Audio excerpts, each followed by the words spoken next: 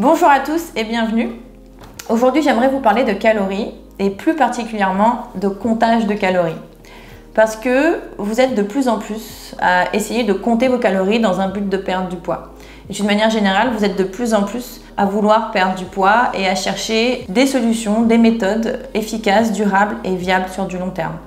Et justement, cette méthode de comptage de calories comporte quelques difficultés et quelques failles. Dans cette vidéo, je vais vous expliquer pourquoi cette méthode ne peut pas être viable à long terme et ne peut pas fonctionner.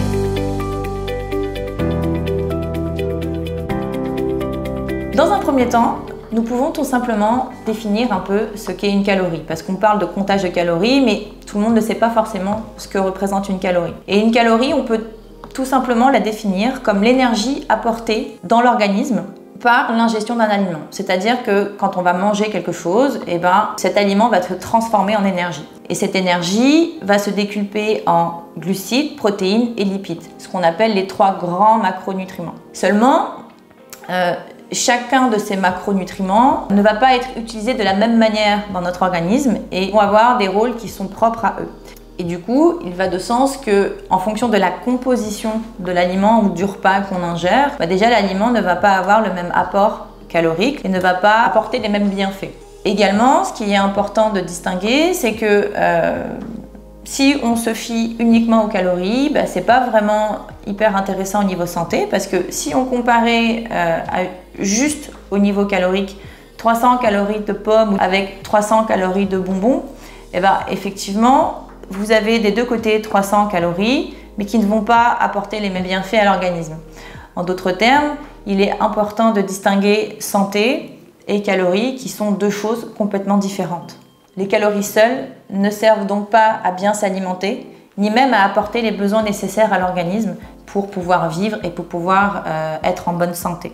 Il faut savoir que chaque personne connaît un besoin calorique qui lui est propre, qui va se répartir en fonction de son âge, en fonction de ses dépenses énergétiques, en fonction de ses besoins nutritifs et émotionnels et de ses besoins physiques. Il faut que cet apport calorique soit réparti d'une manière optimale à la santé et aux besoins de chacun.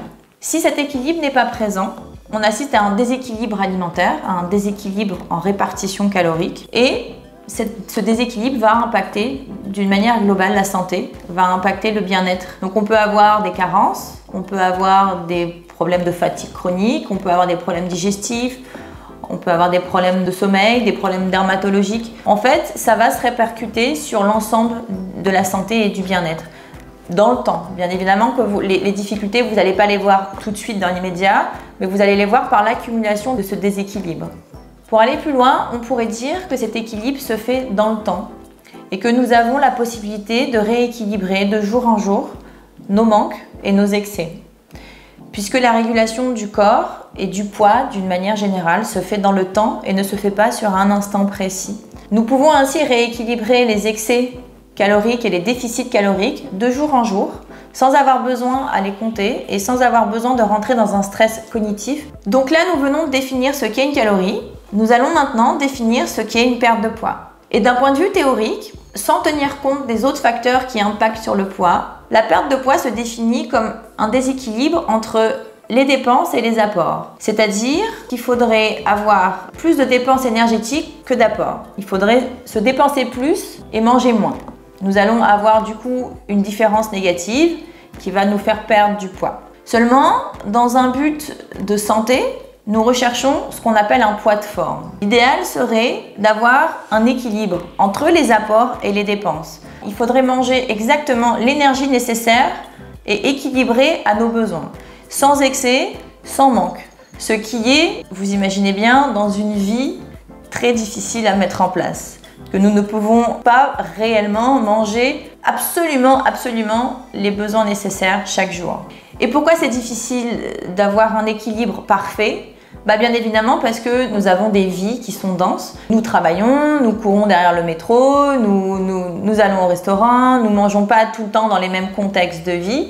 En fonction des différents contextes qui s'offrent à nous, il est très difficile d'avoir exactement l'équilibre parfait entre les apports et les dépenses. L'apport calorique est donc un facteur intéressant à prendre en compte, mais compter ses calories ne peut pas être fiable et viable à long terme justement en raison de tous ces paramètres de vie qui, eux, sont variables.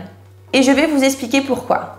Bien que le fonctionnement du corps soit apparenté à une grande machine, nous restons, jusqu'à preuve du contraire, des humains. Et par définition, nous ne sommes pas paramétrés à avoir tous les jours les mêmes besoins identiques. Tout simplement parce que nous ne sommes pas des robots. Nous ne pouvons pas maîtriser exactement ou anticiper ou prévoir exactement nos besoins du jour. Nous ne pouvons pas, par exemple, savoir que dans 3 jours, à 15 heures, nous allons être énervés par tel ou tel sujet et que cet énervement précis va nous demander un besoin énergétique spécifique. Et donc, en tant qu'être humain, nous ne sommes pas paramétrés pour avoir exactement chaque jour le même besoin calorique. Parce que nous avons des vies qui changent. Et même si ces calories sont apportées d'une manière qui nous semble équilibrée, d'une manière santé, c'est-à-dire que nous apportons des calories bien réparties entre les macronutriments qu'on a vus tout à l'heure, en fait, nous ne pouvons pas prévoir la quantité globale de ces calories. Donc même si ces calories sont à valeur santé, ce ne sera pas fiable sur du long terme, en tout cas pour assurer nos besoins métaboliques. De même, vous vous doutez bien que si demain vous avez une journée hyper chargée intellectuellement ou physiquement, vous allez avoir certainement beaucoup plus faim que si vous aviez une journée un peu inactive. Et donc vous allez avoir besoin de plus d'énergie pour pouvoir rééquilibrer ce que vous venez de dépenser. Et donc ça ne sera pas fiable pour assurer votre santé et vous garder en forme. Maintenant, nous allons aborder le point qui est sans doute le plus important dans cette méthode et celui qui explique très certainement le pourquoi il n'est pas viable à long terme de compter ses calories. Et ce point qui est important, c'est l'aspect cognitif, c'est l'aspect psychologique que cette méthode impacte sur nos vies. Parce que rationaliser l'acte alimentaire par la pensée, ça équivaut à se déconnecter de l'instant présent. C'est-à-dire que si, à un repas, je m'apprête à manger, mais que je suis partie dans mes réflexions de calories, je ne suis plus là. Et quand je ne suis plus là, je ne suis plus dans l'instant présent et donc je ne suis plus apte à observer et à faire le meilleur choix qui soit possible parce que je suis dans mes pensées, dans mes réflexions de calories. Et si à cet instant présent, j'observe que mon corps m'envoie un signal de plus de besoin, mais que moi, je me suis fixé un tel apport en calories, il va y avoir une sorte de lutte qui va s'enclencher entre ce que me dit ma tête et ce que mon corps me demande. Et de là, la chose qui risquerait de se passer, ça serait un peu l'effet contre-productif. C'est-à-dire qu'on peut avoir des pulsions alimentaires, ce qu'on peut appeler des compulsions alimentaires. Et d'ailleurs, les compulsions alimentaires seront le sujet d'une autre vidéo. Et justement, ces pulsions alimentaires vont faire que, par restriction d'apport, nous allons avoir besoin de manger beaucoup plus que nécessaire.